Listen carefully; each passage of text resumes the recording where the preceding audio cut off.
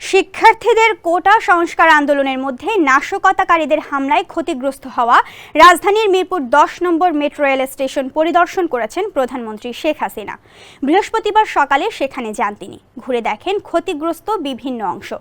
প্রত্যক্ষদর্শীরা জানিয়েছেন শুক্রবার বিকেল ৩টার পর থেকে বিক্ষোভকারীদের একটি অংশ মিরপুর ১০ নম্বর স্টেশনের ডি গেট এবং এ গেট ভেঙে প্রায় ৩০০ জনের মতো প্রবেশ করেন। স্টেশনে গিয়ে যে যা পান সেগুলো ভাঙচুর করেন। নাশকতাকারীদের তাণ্ডবে মিরপুর ১০ ও কাজীপাড়া স্টেশন ধ্বংসস্তূপে পরিণত হয়।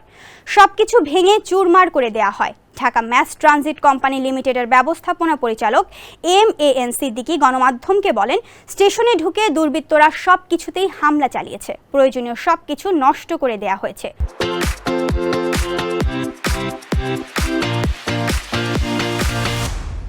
গুরুত্বপূর্ণ অনেক কিছু তারা নিয়ে চলে গেছে। এছাড়া যে জিনিসগুলোকে ক্ষতিগ্রস্ত করা হয়েছে তার অধিকাংশই মেরামতযোগ্য নয়। কী পরিমাণ ক্ষয়ক্ষতি হয়েছে তা নিরূপণের জন্য একটি মূল্যায়ন কমিটি গঠন করা হবে বলে জানিয়ে তিনি বলেন, স্টেশনগুলো যেভাবে ভেঙে চুরমার করে দেওয়া হয়েছে তা ঠিক করতে ন্যূনতম ১ বছর বা তারও বেশি সময় লাগতে পারে, কারণ এগুলো অর্ডার দিয়ে প্রোডাকশন করতে হয়।